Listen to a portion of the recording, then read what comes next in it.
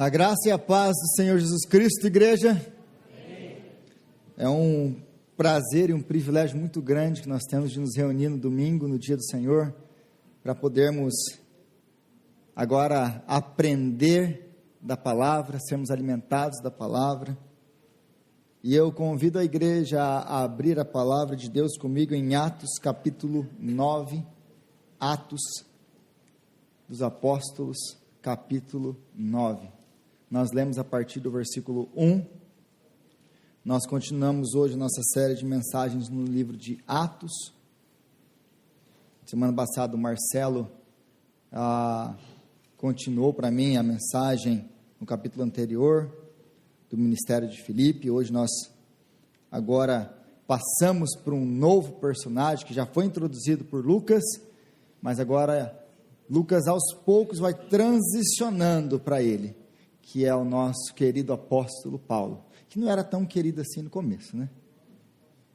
Então, Atos capítulo 9, nós lemos a partir do versículo 1. Eu creio que toda a igreja já encontrou. Atos 9, a partir do versículo 1, diz assim, a palavra de Deus. Enquanto isto, Saulo ainda respirava ameaças de morte contra os discípulos do Senhor. Dirigindo-se ao sumo sacerdote, pediu-lhe cartas para as sinagogas de Damasco, de maneira que, caso encontrasse ali homens ou mulheres pertencentes ao caminho, pudesse levá-los presos para Jerusalém. Em sua viagem, quando se aproximava de Damasco, de repente, brilhou ao seu redor uma luz vinda do céu. Ele caiu por terra e ouviu uma voz que lhe dizia: Saulo, Saulo, por que você me persegue? Saulo perguntou: Quem és tu, Senhor? Ele respondeu: Eu sou Jesus, a quem você persegue. Levante-se, entre na cidade, alguém lhe dirá o que você deve fazer. Os homens que viajavam com Saulo pararam emudecidos, ouviram a voz, mas não viam ninguém. Saulo levantou-se do chão e, abrindo os olhos, não conseguia ver nada. E os homens o levaram pela mão até Damasco. Por 3 dias ele esteve cego, não comeu nem bebeu. Em Damasco havia um discípulo chamado Ananias. O Senhor o chamou numa visão: Ananias, eis-me aqui, Senhor, respondeu ele. O Senhor lhe disse: vá à casa de Judas na rua chamada Direita e pergunte por um homem de Tarso chamado Saulo. Ele está orando. Numa visão viu um homem chamado Ananias chegar e impor-lhes as mãos para que ele voltasse a ver. Respondeu Ananias: Senhor, tenho ouvido muita coisa a respeito desse homem e de todo o mal que ele tem feito aos teus santos em Jerusalém. Ele chegou aqui com a autorização dos chefes, dos sacerdotes, para prender todos os que invocam o teu nome. Mas o Senhor disse a Ananias: vá, este homem é meu instrumento escolhido para levar o meu nome perante os gentios e os seus reis, e perante o povo de Israel. Mostrarei a ele o quanto deve sofrer pelo meu nome. Então Ananias foi e entrou na casa, pôs as mãos sobre Saulo e disse: Irmão Saulo, o Senhor Jesus, que lhe apareceu no caminho por onde você vinha, enviou-me para que você volte a ver e seja cheio do Espírito Santo. Imediatamente algo como escamas caiu dos olhos de Saulo e ele passou a ver novamente. Levantando-se, foi batizado e depois de comer, recuperou as forças. Palavra de Deus. Convido os irmãos mais uma vez à oração. Senhor, diante de nós, Pai, está a sua palavra, que é santa, que é viva, que é verdadeira, que é capaz de transformar um homem como Saulo em Paulo. Então nós oramos a Ti agora, que a Tua palavra venha ter o mesmo efeito aqui essa noite. E por quantos ouvirem, Pai, essa mensagem, que a Sua palavra venha trazer transformação, que a Sua palavra venha trazer cura, que a Sua palavra venha mesmo tirar pecadores da escuridão e trazer para a luz. Que o Senhor venha glorificar o Seu nome, que o nome de Jesus seja exaltado, que o Teu povo seja alimentado, através da pregação da Sua palavra. Abençoa assim, Deus, a exposição da Sua palavra. Dá-nos mente aberta, olhos abertos, para que possamos entender e ver a Sua palavra. É o que nós te pedimos, é o que nós oramos, no nome de Jesus. Amém. Amém.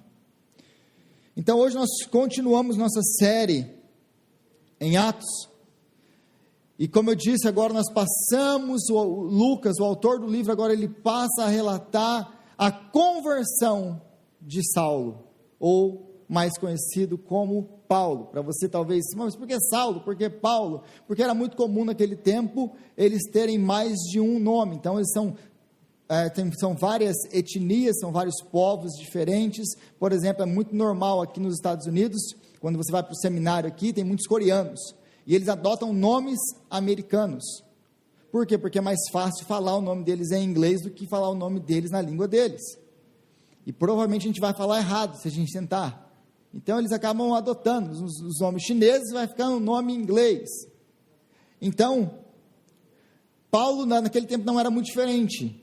Paulo ele tinha basicamente 2 nomes, naquele tempo eles tinham mais de 2 nomes, eles tinham basicamente 3 nomes, como nós também temos hoje. Por exemplo, Rodrigo Moura de Azevedo, é o seu meu nome completo. Naquele tempo eles colocavam seus nomes a partir de localidades, etc. Nós ainda fazemos isso. Por exemplo, meu nome do meio vem de uma região de Portugal, que é a parte dos mouros. Então, naquela região, então a minha família, os meus ancestrais eram daquela região, ficaram conhecidos daquela região, por isso que é Moura.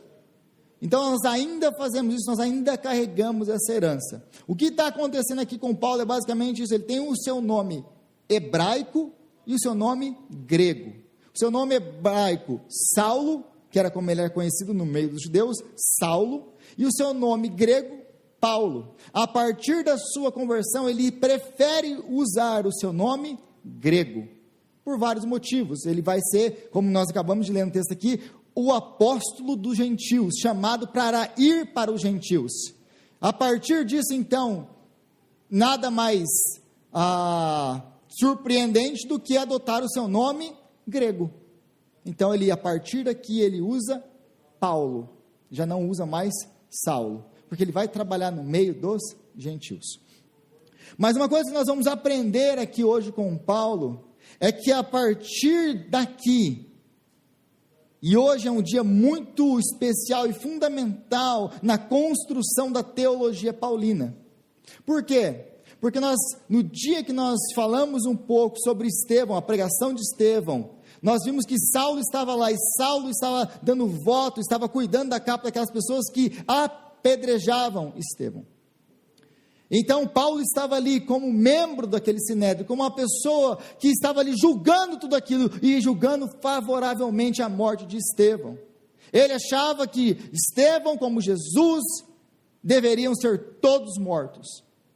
Então ele está ali, mas ele ouve a pregação de Estevão, a exposição de Estevão, demonstrando como Jesus Cristo é o cumprimento de todo o Antigo Testamento. Todo o Antigo Testamento, e nós vimos isso. Agora, ele entende uma outra coisa agora na sua conversão. O quê? Uma coisa que é um elemento fundamental na sua teologia: a graça. O apóstolo Paulo agora ele vai entender algo que ele não conhecia, algo que ele não tinha a menor ideia do que fosse: a graça. E uma coisa que nós vamos olhar e nós vamos ver na conversão do apóstolo Paulo aqui, e vai ficar muito claro, são elementos das doutrinas da graça. Então, toda a teologia paulina está sendo construída aqui no começo do livro de Atos. Ele teve um encontro com Jesus no Antigo Testamento através da pregação de Estevão. Agora ele vai ter um encontro com a graça. Aí às vezes as pessoas pensam assim: não, as doutrinas da graça, ou apelidado como calvinismo, foi coisa de João Calvino, aquele herege que inventou isso. Nunca na história da igreja acreditou nisso, agora veio esse Calvino e inventou essas coisas. Nada mais longe da verdade, porque quem inventou isso não foi Calvino. Jesus Cristo revela isso a Paulo, e é Paulo o grande doutrinador. Ele vai nos deixar claro que todo o Antigo Testamento é pela graça. Então ele entende que todo o Antigo Testamento aponta para Cristo, que Cristo é o cumprimento de todo o Antigo Testamento. Mas agora na sua conversão, ele vai entender, ele vai experimentar algo que ele vai constantemente escrever nas suas cartas, que é o quê? A graça. A graça. Então, Paulo ele vai deixar algumas coisas claras para nós. A primeira coisa que ele vai deixar clara para nós é que todos nós precisamos de um encontro transformador com Jesus Cristo. Todos nós precisamos de um encontro transformador com Jesus Cristo. Por que isso? Por que Paulo vai ensinar isso? Porque Paulo, ele era uma pessoa religiosa, ele era uma pessoa moral, uma pessoa que no seu tempo, como ele mesmo diz, hebreu de hebreus, zeloso pela lei. Quanto zelo pela lei, quanto zelo pela tradição, quanto ao zelo pela religião, capaz de perseguir e matar a igreja. Esse é Paulo. Então ele é um homem moralmente zeloso pelas tradições da religião dele. E agora, aos olhos daquela sociedade, ele é um homem perfeito. Só que então ele vem e ele tem um encontro com Jesus. E Jesus deixa muito claro para ele que Paulo está tão perdido quanto qualquer outra pessoa sem Cristo. Que toda a sua moralidade, toda a sua religiosidade não valem nada. Que Paulo precisa ser salvo por Cristo. Assim como Nicodemos, no capítulo 3 de João, que era também um exemplo, um pilar na sua sociedade, precisava nascer de novo. Então, Paulo ele vai deixar isso bem claro para nós, e ele precisava, aliás, entender, e ele vai depois deixar isso muito claro, ele precisava entender que ele não era diferente de ninguém, porque ele tinha nascido judeu, porque na cabeça dele, ele era judeu, ele era do povo da aliança, ele era o escolhido de Deus. Então, eu já estou debaixo da bênção de Deus. Mas ele precisava entender aquilo que ele vai deixar muito claro para nós nas suas cartas. Por exemplo, no capítulo 1 a 3 de Romanos, quando ele diz: não há um justo, nenhum sequer, ninguém que entenda, ninguém que busque a Deus. Todos se desviaram e carecem da graça de Deus. Isso aqui que ele está experimentando hoje, vai ficar muito claro nas suas cartas mais tarde. Ele precisava ter esse encontro com Jesus e entender que ele era um pecador, salvo pela graça. Porque para Paulo, salvação é obedecer a Deus.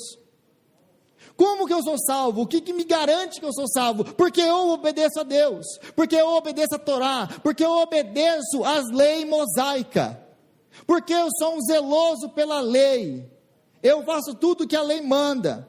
Para ele cumprir as suas obrigações religiosas, era um meio pelo qual ele conseguia a salvação, era um meio pelo qual ele conseguia estar diante de Deus, tranquilo, justificado. Justificação na cabeça de Paulo, até aqui, é o seguinte: eu obedeço a lei, eu obedeço a Torá, eu obedeço aquilo que Moisés nos deixou, então eu sou justificado diante de Deus por causa das minhas obras. Salvação na cabeça de Paulo é: eu faço, eu aconteço, eu sou salvo na força do meu braço. É por obras. É por obras.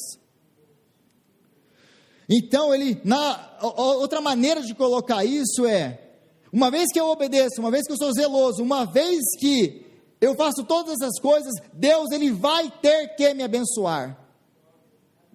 Porque é nada mais, nada menos do que o slogan de toda a religião fora do cristianismo. Porque fora do cristianismo, todas as outras religiões são salvação por obras. Faça de Deus o seu devedor. Faça obras para que Deus, Ele tenha que te abençoar. Faça obras para que Deus tenha que te salvar.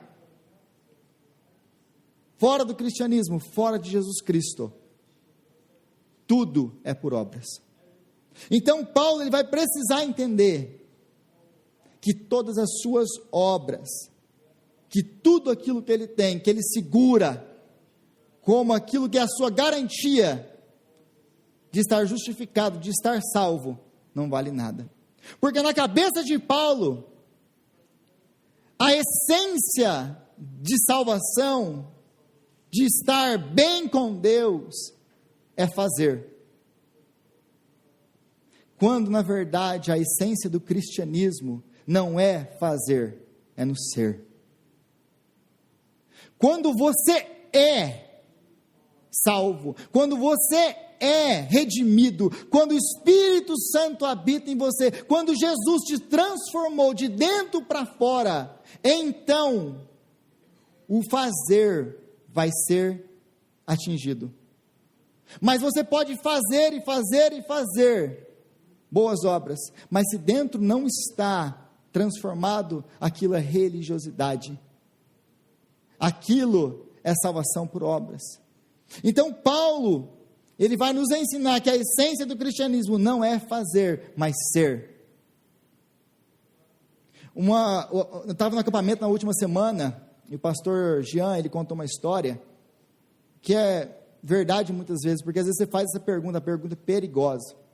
E ele foi visitar uma mulher que estava nos últimos dias de vida, uma senhora que passou sua vida inteira na igreja, e ele perguntou: e aí? Como que a senhora está? E ela falou assim, a resposta dela foi mais ou menos essa: estou bem, fui a vida inteira da igreja, obedeci a Deus, fiz aquilo que eu deveria fazer, dei meu dízimo, fiz todas essas coisas que a religião manda, estou bem. É que naquele momento em que o pastor desespera, que ele não chora, para não afetar a pessoa, porque basicamente o que a senhora está dizendo é o que Paulo pensava: eu estou bem. Por que eu estou bem? Porque eu obedeço às regras da religião, porque eu sou um bom religioso, porque eu sou uma boa pessoa, Deus tem que me salvar. O grande problema disso é que a Bíblia nos diz que as nossas boas obras são trapo de imundícia diante de Deus, que é incapaz do homem entrar no céu pelo seu esforço próprio. Pelo seu esforço próprio. Você precisa nascer de novo. Então Paulo, ele tem um encontro transformador com Jesus, e tudo na sua vida é transformado. Quando nós temos um encontro transformador com Jesus, tudo na nossa vida é transformado. E Paulo tem esse encontro. Todos nós, outra coisa que nós vamos aprender aqui, é que todos nós temos experiências de conversão. Porque todo o tema desse texto é sobre conversão. E todos nós temos experiências de conversão. Se eu passar aqui, a gente tem, daqui uns dias a gente tem entrevistas nos novos membros, a experiência de conversão de cada um. E todas as vezes que a gente escuta as experiências, cada um tem a sua experiência com Jesus de conversão. Cada um tem a sua experiência com Jesus de conversão. Se você perguntar para mim qual que é a minha experiência de conversão, eu fui convertido lendo a Bíblia. Uma vez eu li Colossenses capítulo 1, que diz que ele morreu para nos apresentar diante de Deus santos, irrepreensíveis, sem culpa, livres de qualquer acusação. Aquele texto e aquela palavra entraram no meu coração como se fosse uma flecha. E naquele dia, eu senti que todos os meus pecados tinham sido perdoados. Todos eles. Eu senti que agora, diante de Deus, eu tinha sido justificado. Mas aí você vai perguntar para outras pessoas, e outras pessoas, cada um tem sua experiência de conversão. Algumas mais dramáticas, algumas menos dramáticas, porque a crise de algumas pessoas, quando elas vão falar do testemunho delas nos novos membros, por exemplo, é que você escuta umas bem dramáticas, de Deus tirar a pessoa lá do fundo mesmo, da fossa, não é nem do poço, é da fossa. Aí o outro fica com vergonha de falar dele. Não, mas o meu foi só ler na Bíblia mesmo. E está ok, porque a experiência é diferente de um para o outro. Mas nós não podemos então pegar a experiência de conversão do apóstolo Paulo, porque eu não sei quantos aqui de vocês viram Jesus, como ele viu. Então nós não podemos pegar essas experiências, e aliás, nós vamos continuar lendo o livro de Atos, nós vamos, por exemplo, ver Lídia, que foi convertida a Cristo num estudo bíblico, que não viu Jesus, que não viu um anjo, que não viu nada, que não teve uma visão. Estudando a Bíblia, ela entendeu a palavra. Deus, aliás, o texto diz que Deus deu a ela a capacidade de entender a palavra. Então Deus converte o coração de Lídia, sem nada sobrenatural, pelo menos de maneira que a gente possa ver e analisar, como nós gostamos de ver sobrenatural. Porque toda a obra do Espírito Santo é sobrenatural, e não tem nada mais sobrenatural do que a salvação de pecadores. Não tem milagre maior do que a salvação de pecadores, do que Deus trazer de volta da morte alguém que está morto em delitos e pecados. Esse é o maior milagre do ser humano, esse é o maior milagre da história do universo, é Deus trazer a gente de volta para a vida. Às vezes a gente fica querendo ver, Deus vai fazer isso, nossa, como que aquelas pessoas podiam ser tão incrédulas naquele tempo, até eu, se visse Jesus, ia ser crente. Não, o texto, como nós já vimos também anteriormente, muitos deles, aliás nos evangelhos nós vemos isso toda hora, viram milagres, viram Jesus, até depois da ressurreição, os apóstolos e os discípulos ainda não criam nele, ainda assim não criam nele. Nós vimos milagres gigantescos nas nossas vidas, porque quando você vê a vida daquele seu amigo, daquela sua amiga, daquele seu irmão, daquela sua irmã, que você sabe, esse daqui nunca vai ser crente, e de repente, está te ligando, posso ir na sua casa falar com você? Pode. Aí o cara te liga, o cara vai lá na sua casa e começa a falar de Jesus com você. Ô Felipe, está querendo me evangelizar, Felipe?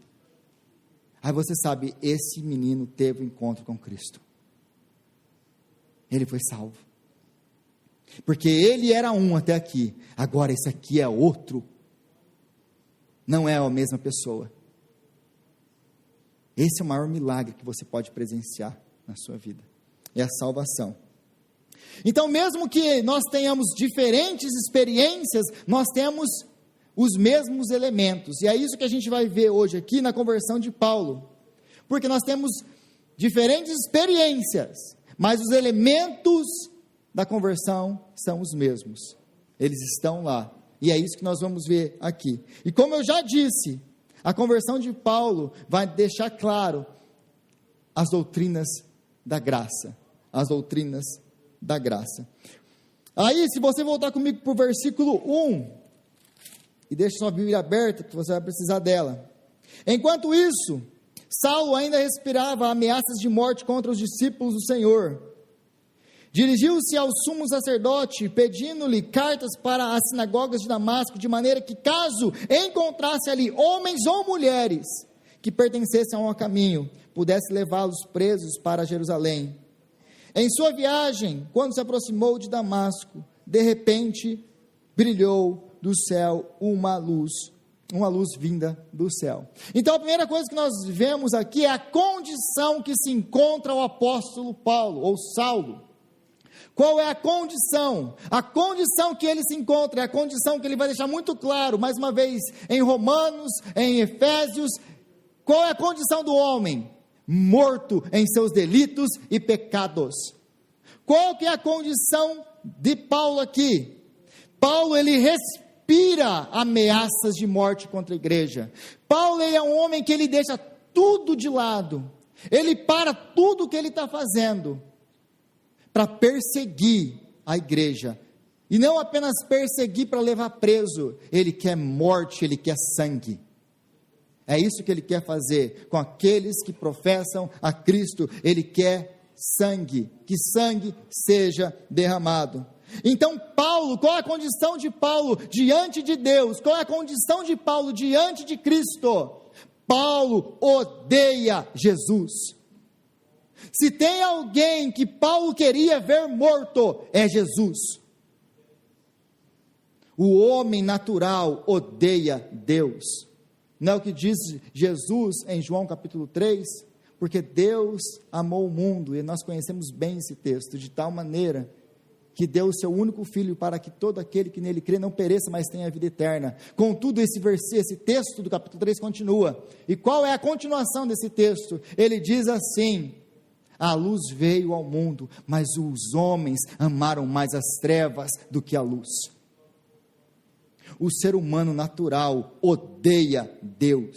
Eu costumo dizer que no dia que Deus se fez homem, o homem matou a Deus.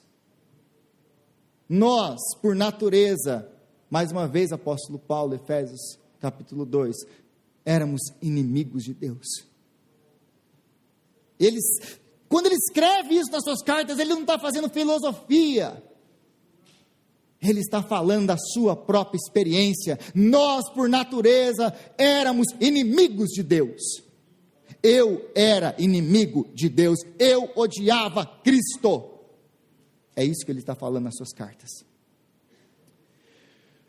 Então, ao ponto de querer matar a igreja. Então aqui é o primeiro ponto das doutrinas da graça que nós vemos, a depravação do homem na vida de Paulo. Qual é a depravação do homem? O homem natural odeia Deus, ele está morto, ele não quer saber de Deus, ele não quer a Deus.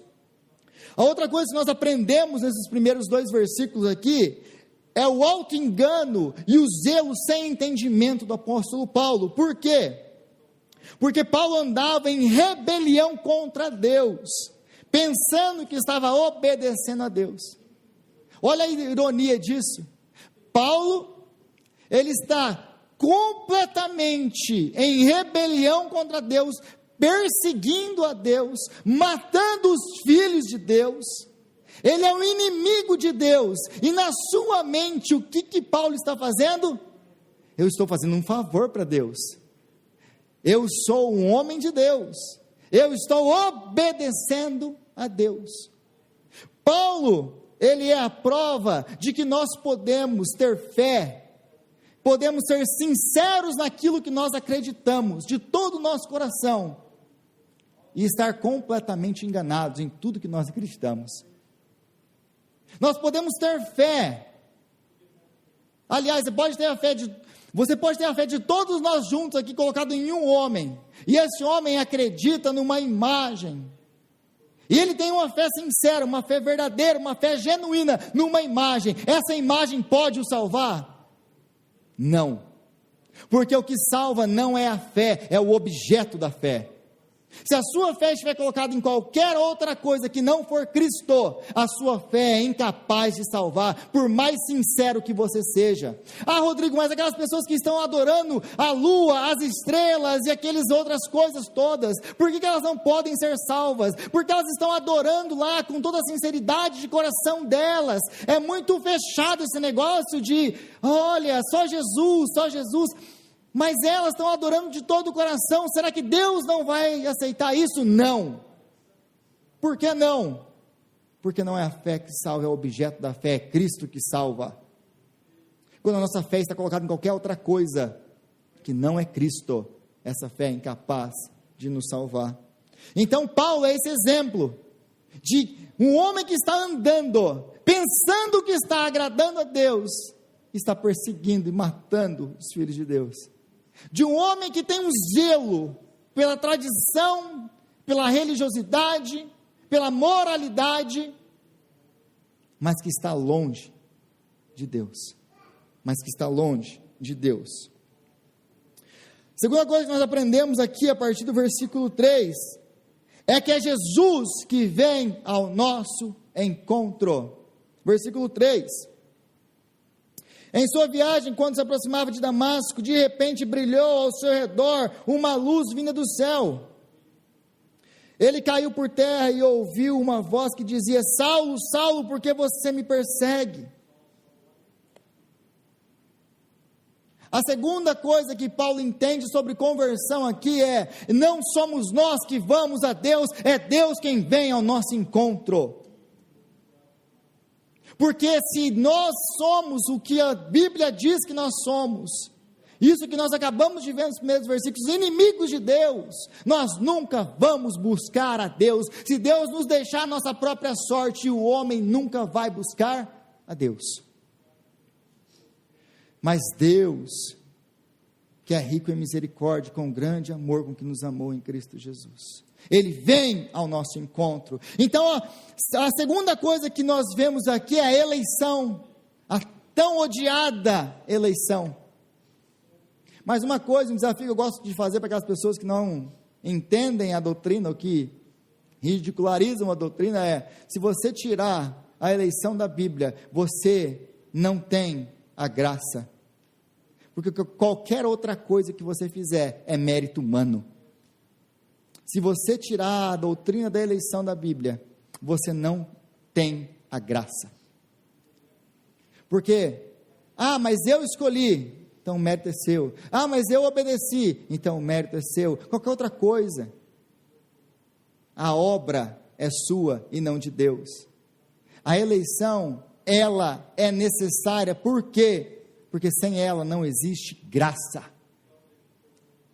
Você nunca escolheu a Deus, não foram vocês que me escolheram a mim, foi eu que vos escolhi a vós outros. É Ele que vem ao nosso encontro, é Ele que vem ao encontro de Paulo, Ele vem. Paulo não está procurando por Jesus, Paulo odeia Jesus. Se tem uma pessoa que Paulo queria ver morto, ainda bem que ele estava morto, na cabeça de Paulo, era Jesus morto. O que ele não esperava é que ele estava vivo. O que ele não esperava é que ele estava vivo. Mas Jesus então vem ao seu encontro e tudo muda. Paulo ouve a sua voz e entende as suas palavras. Esse é um outro elemento aqui que nós vemos aqui, a diferença do chamado de Jesus. Ele chama quem ele quer. Como funciona isso? Paulo estava viajando com outras pessoas, também indo para Damasco, também religiosos, também perseguidores da igreja. Paulo é o único que entende as palavras de Jesus. Por que Jesus não chamou a todos então? Porque ele não quis. Porque a eleição é obra de Deus, a salvação é obra soberana de Deus. Ele escolhe e ele faz o que ele quer, do jeito que ele quer, porque ele não é como um de nós, arbitrário. Ele é soberano, ele é justo, ele é santo em tudo que ele faz. Então aqui você vê claramente, ele chamou Paulo, mas ele não chamou os demais. Aliás, os demais vão querer matar ele depois em Damasco, como a gente vai ver. Então Paulo, uma outra coisa que Paulo nos ensina, uma coisa que nós ainda fazemos hoje, Paulo adorava o Deus da sua imaginação, até encontrar com o Deus verdadeiro. Por quê? Porque Paulo ele tinha uma ideia completamente errada de quem é Deus. Paulo ele cria no Deus que ele havia criado a sua imagem e a sua semelhança. Mas Deus só pode ser conhecido através de Jesus Cristo, como diz o autor de Hebreus, no capítulo 1, versículo 3, Ele é o esplendor da glória de Deus, a exata representação do seu ser. Esse Você quer conhecer a Deus? Olha para Cristo. Você quer conhecer a Deus? Olhe para Jesus. É impossível para nós conhecermos a Deus, a não ser em Cristo. Então Deus nos dá Jesus. Vocês querem me conhecer? Eu sou assim. Então Ele nos dá. Então Paulo, ele tem como muitos de nós, ele tem uma ideia de Deus. Ele vê Deus dessa maneira. Não, Deus é esse Deus que tem que me abençoar se eu fizer tudo certo. Deus é Deus que tem que castigar e matar esses gentios todos, porque são cachorros gentios, porque não adoram a Deus aqui em Israel, porque não são judeus. Ele tem uma visão de Messias, ele tem uma visão de quem o Messias deveria ser. O Messias tem que ser um homem guerreiro, como o Davi o era. Ele vai conquistar os nossos inimigos, vai trazer a glória de Israel de novo. Ele tem uma visão de Deus, ele tem uma visão de Messias, e Jesus não cabe nessa visão, e Deus não cabe nessa visão. Ele odeia a Cristo, ele odeia esse Messias, esse carpinteiro que morre. Que tipo de Messias que é esse? Como ele ousa falar que ele era o Messias? Ele odeia. Não cabe. Então, Paulo, ele, como muitos de nós, ele cria um Deus, a sua imagem, a sua semelhança, para adorar. Porque muitos de nós ainda fazemos isso hoje. Como que a gente faz isso hoje? Não, eu quero um Deus amoroso, perdoador, que me aceite do jeito que eu sou, que não queira me mudar, que me faça, cumpra todos os meus desejos. Aliás, eu vou até levar um dízimozinho lá para a igreja, mas ele tem que me abençoar de volta. Nós criamos um Deus na nossa imaginação e queremos que esse Deus nos abençoe. Mas sabe qual que é o problema de tudo isso? Esse Deus que você criou na sua imaginação, que você quer que te aceite do jeito que você quer, do jeito que você é, sem te mudar, sem fazer nada, que nunca vai te contrariar, que nunca fala alguma coisa que você não gosta. Sabe qual que é o problema desse Deus? Ele não existe, porque nem a sua esposa é assim, nem o seu marido é assim. Porque para você ter uma pessoa, um relacionamento assim com uma pessoa, essa pessoa, ela não existe, porque nem os seus amigos são assim, porque se eles são seus amigos, eles vão falar coisas para você que você não gosta, eles vão te confrontar e falar que você está errado. Se o seu amigo, que é seu amigo, tem esse direito e vai fazer isso se ele te ama, quanto mais Deus. Então esse Deus que foi criado da pós-modernidade, esse Deus banana, esse Papai Noel do céu, ele não existe, e esse Papai Noel do céu, ele não pode te ajudar a passar pelas suas dores e sofrimentos, ele não pode. Sabe por que muitas pessoas deixam a igreja, quando elas encontram sofrimentos? Porque elas adoram esse Deus, que não pode ajudá-las no meio do seu sofrimento, porque eles esperavam que o Deus deles, que não é o Deus da Bíblia, os abençoassem tudo, fizesse tudo, não contradizesse. Agora eu perdi isso, de que me serve esse Deus? Esse Deus não pode te ajudar, por quê? Porque ele não existe. Mas se você tem um Deus que te contraria, que te corrige, que te bate, porque ele te ama, que vem ao seu encontro e fala, você precisa mudar isso, esse Deus pode te pegar pela mão e atravessar com você no meio dos seus desertos, porque ele prometeu, eis que estou convosco todos os dias até a consumação dos séculos. Tende bom ânimo, porque eu venci o mundo. Ele pode ir com você, porque ele é um Deus verdadeiro. Nós precisamos entender quem é Deus em Cristo Jesus. A terceira coisa que nós aprendemos nesse texto é que Jesus, ele ordena, Jesus, ele não implora. Como que funciona isso, Rodrigo? Versículo 6, levante-se, entre na cidade, alguém lhe dirá o que você deve fazer. Jesus vem ao encontro de Paulo, e aí ele chega para Paulo e fala assim, por que você está me perseguindo? Paulo então tem esse choque de realidade, porque ele não conhece quem é Deus. Agora Deus vem ao encontro dele e fala, por que você está me perseguindo?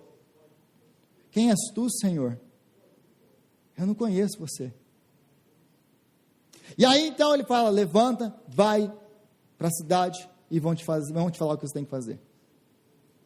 Perceba que Jesus não fala assim, entra na minha casa, entra na minha vida. Ó, Paulo, estou aqui. Você acredita em mim? Você crê em mim? Você quer que eu entre no seu coração? Deixa eu entrar no seu coração, Paulo. Paulo, eu tenho um plano maravilhoso para você. Que, aliás, o versículo 16 envolve muito sofrimento. Paulo, por favor, eu estou te implorando, Paulo, faz uma oração comigo, de confissão, pedindo Jesus para entrar. Jesus faz isso, então por que nós fazemos?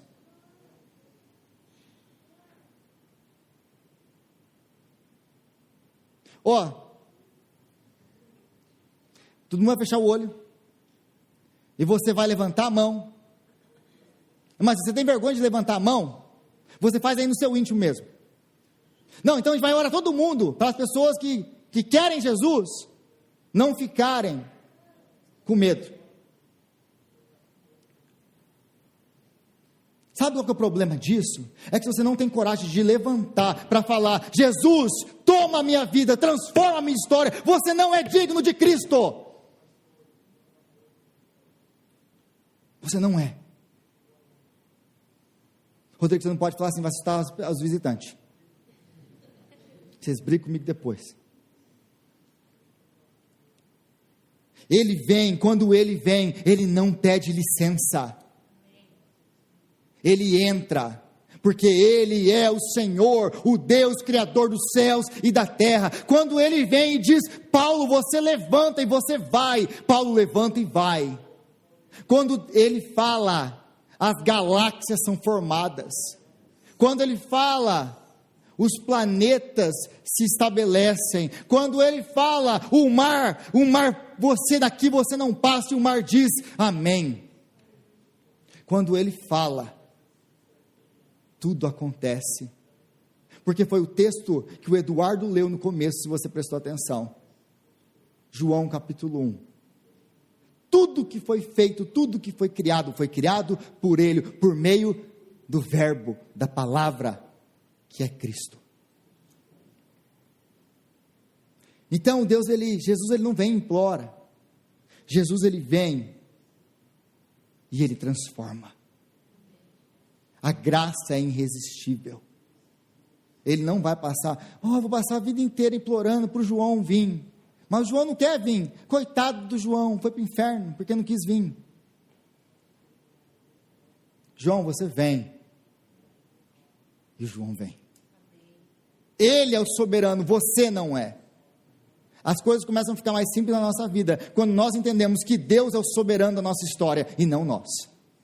E aliás, é muito bom ter um Deus soberano no céu, porque tudo está caindo aos pedaços na minha vida. Eu sei que apesar de eu não estar vendo nada, enxergando nada, sentindo nada, eu sei que o meu Deus, o meu Redentor vive, Ele se assenta nos céus, Ele governa soberanamente, e mesmo que a morte me pegue, o mais baixo que ela pode me levar, o mais alto Ele vai me levantar. É bom servir esse Deus. Aí Paulo ele vai ficar cego por 3 dias. Para que ele vai ficar cego por 3 dias? Para que ele possa finalmente entender todo o Antigo Testamento. Esse homem, os rabinos daquele tempo, para que eles pudessem ser rabinos, eles precisavam conhecer e recitar toda a Torá de cor. Rodrigo, o que é a Torá? A Torá são os 5 primeiros livros da Bíblia. Você consegue citar os 5 primeiros livros da Bíblia de cor? Vou te melhorar para você, vou dar um deal melhor para você. Você consegue citar a primeira página da Bíblia de cor? Esse homem conseguia fazer isso de cabeça. Então, ele conhece a Bíblia, ele conhece todo o Antigo Testamento muito bem, mas ele não conhecia até esse dia, porque nesse dia ele tem um encontro com Cristo. Agora esse homem fica cego, agora esse homem é levado dali, agora ele vai parar, e ele vai pensar, tudo aquilo que Estevão falou era verdade, toda a pregação de Estevão agora fica claro na cabeça de Paulo. Isso é tão impactante na vida de Paulo que ele vai se referir a isso mais tarde no livro de Atos ainda. Ele vai falar ainda dessa pregação. Aliás, já disse e repito, a pregação de Estevão só está aqui porque Paulo disse a Lucas. Ele tem essa pregação na cabeça, porque isso transforma a vida dele. Então agora todo o Antigo Testamento faz sentido. Porque quando você lê o Antigo Testamento, você lê, por exemplo, os profetas Jeremias e Ezequiel falando de uma nova aliança. Como assim uma nova aliança? Uma nova aliança que não tem templo, que não tem mais sacrifício, que não tem mais isso. Como assim? Que aliança é essa? É Cristo. Como assim? Quem é esse novo Moisés? Quem é maior que Moisés que Deus vai levantar? É Cristo. Quem é esse servo sofredor de Isaías? Como se você lembra na semana passada que o Marcelo pregou, se você voltar aí, olhar para sua Bíblia, versículo 34 do capítulo 8, o eunuco perguntou a Felipe: diga-me por favor, de quem o profeta está falando, de si próprio ou de outro?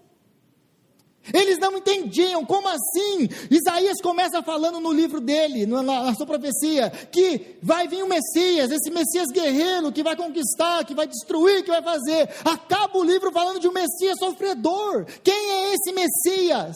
Que é um guerreiro, valente, conquistador, mas é um homem que é morto, que entregue, que sofre.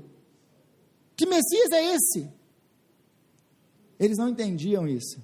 Agora Paulo entende. Ele entende a pergunta do eunuco. De quem ele está falando, Paulo? De Cristo. De Cristo. Então agora a sua teologia é formada. Porque a próxima coisa que a gente vai ver no capítulo 9 é Paulo pregando. Ele sai daqui para pregar. Mas assim como ele, nós estávamos cegos para as realidades espirituais. Assim como Paulo, nós não tínhamos a menor noção de quem é Deus ou de quem nós somos. Assim como Paulo, nós também estávamos cegos para todas as realidades espirituais.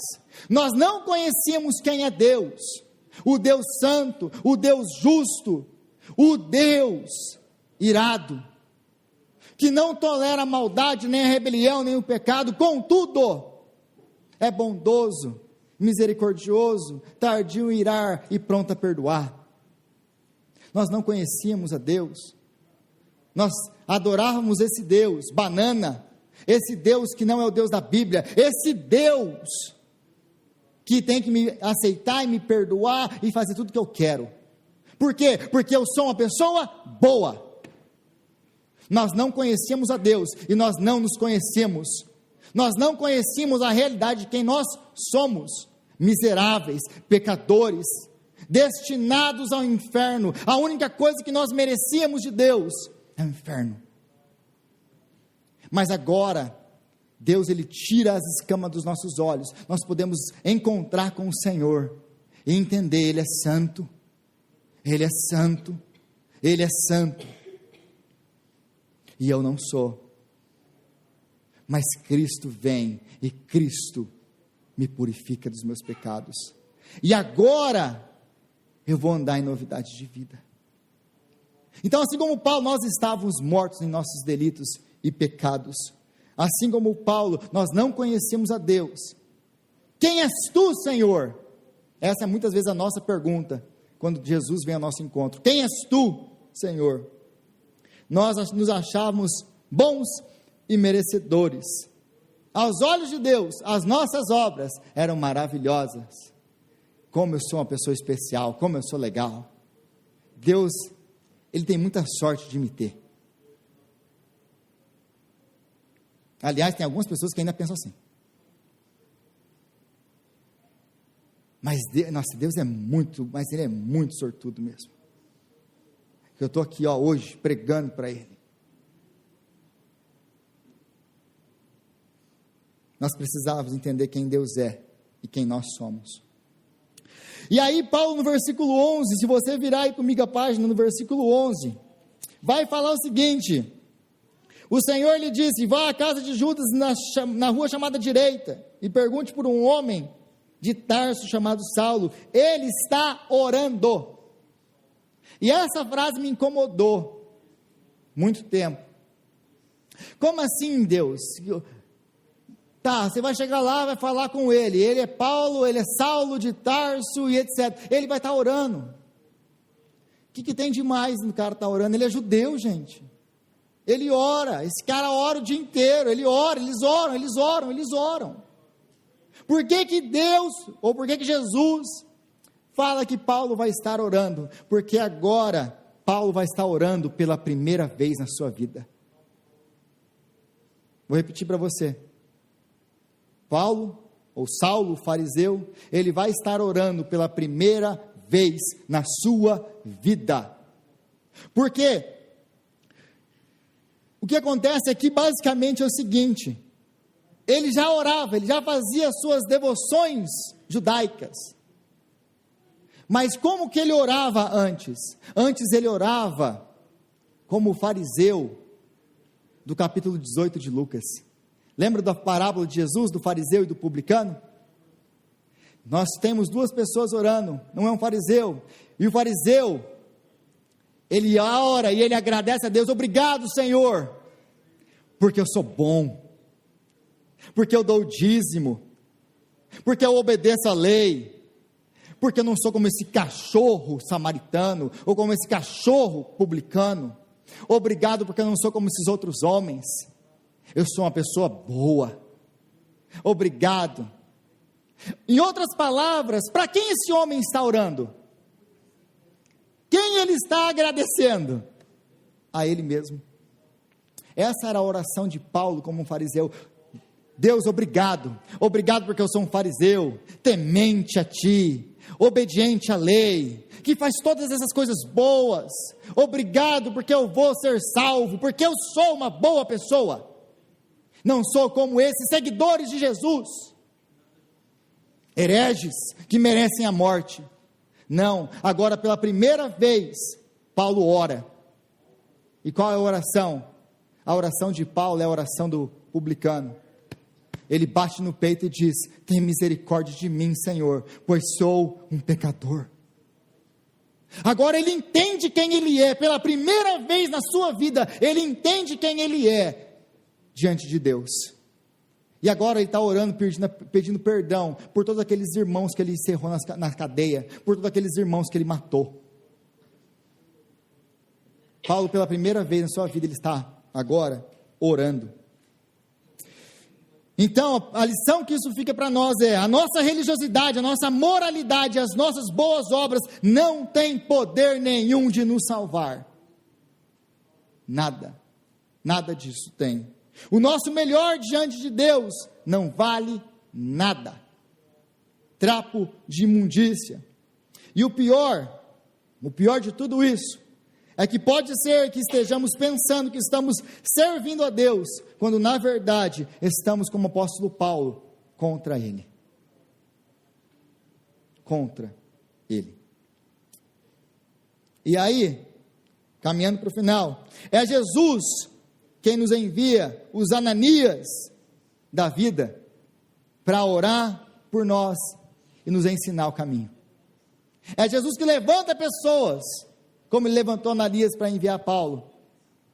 E você talvez tenha essa experiência de pessoas que Deus levantou, que Jesus enviou, para orar com você, para orar por você, para te ensinar a palavra de Deus, para que você pudesse sair da escuridão, para andar na luz, para que você pudesse ser encontrado com Cristo. E é impressionante aqui, porque essa é a primeira vez que um discípulo, abre aspas, comum, ele vai orar, e um homem vai ser cheio do Espírito Santo, porque até aqui então nós temos os apóstolos orando, os apóstolos têm que vir e pôr as mãos, mas agora é Ananias que faz isso, e Ananias não é um apóstolo, mas Ananias vai ser usado para levantar um apóstolo. O que isso quer dizer é que nós todos precisamos uns dos outros. Ninguém na igreja é mais especial do que ninguém. Ninguém é mais importante do que ninguém. todos nós precisamos uns dos outros. Você tem os seus dons, eu tenho os meus dons. Nem todos foram chamados para ser apóstolos. Ananias não tinha sido, mas o apóstolo Paulo foi ministrado pela vida de um discípulo, de novo, comum de Cristo. E ele usou esse discípulo. Uma outra coisa que nós aprendemos nesse texto, a partir do versículo 18, é que diz: imediatamente algo como escamas caiu dos olhos de Saulo e ele passou a ver novamente. Levantando-se, foi batizado. Foi batizado. Eu não vou entrar na questão de batismo por imersão nesse texto. O texto está claramente dizendo que ele levantou e foi batizado. Imediatamente. Ele levantou e foi batizado. Mas, aquilo que nós precisamos aprender aqui é que Jesus nos dá uma nova família. E nós ansiamos e devemos ansiar por fazer parte dessa nova família.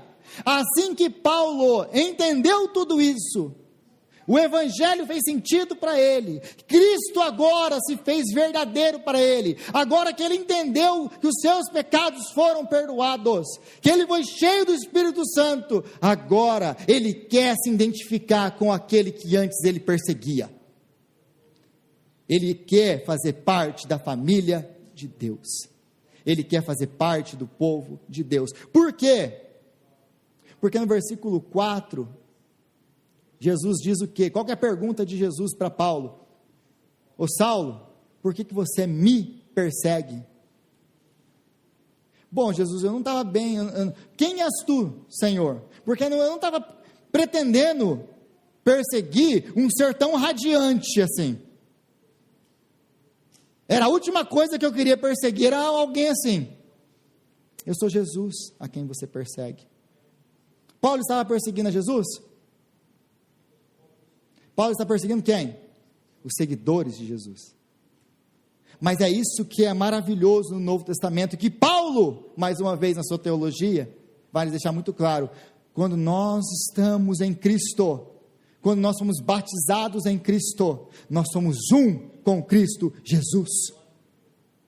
Jesus morre pela sua igreja. Agora tem esse movimento dos desigrejados. Eu não preciso fazer parte da igreja para ser do corpo de Cristo. Paulo está perseguindo quem? Quem o texto deixa claro que Paulo está perseguindo? A igreja. Quando você persegue a igreja, você está perseguindo a Cristo. Quando você faz parte da igreja, você faz parte de Cristo. Nós todos somos chamados para ser parte da igreja. Não tem como você lavar os seus próprios pés na sua casa. Não tem como você se auto-batizar. Não tem como você ministrar a ceia para você mesmo. Nós precisamos do corpo. Nós precisamos exercer os nossos dons e talentos dentro do corpo. Não deixemos-nos de congregar como igreja, como é o costume de alguns, é a exortação de Hebreus. Nós fomos feitos para o corpo de Cristo, porque nós somos o corpo de Cristo, a sua igreja. Aí no versículo 16, nós finalizamos, quando Jesus diz para Ananias, vai, porque esse é meu escolhido, para pregar o meu evangelho para os gentios, para os seus reis e para os judeus, pois eu vou ensinar para ele o quanto importa sofrer pelo meu nome, o quanto importa sofrer pelo meu nome. O que isso quer dizer para você e para mim? Que você servir a Cristo, seguir a Cristo, ser batizado, fazer parte da igreja. Jesus, ele não te promete o American Dream, ele não te promete riquezas e felicidade, ele te promete uma coisa: os seus pecados vão ser perdoados, você vai ser limpo, purificado, diante de Deus, salvo, justificado. Mas nessa vida, vocês terão sofrimentos, mas tem de bom ânimo, pois eu venci o mundo. A advertência de todo o Novo Testamento é essa: nós vamos sofrer. A grande questão é, como que nós vamos passar pelos sofrimentos. Porque se nós temos Cristo, nós temos tudo que nós precisamos para passar por toda e qualquer adversidade. Toda e qualquer adversidade. E é isso que nós comemoramos hoje, aqui, na ceia. Amém?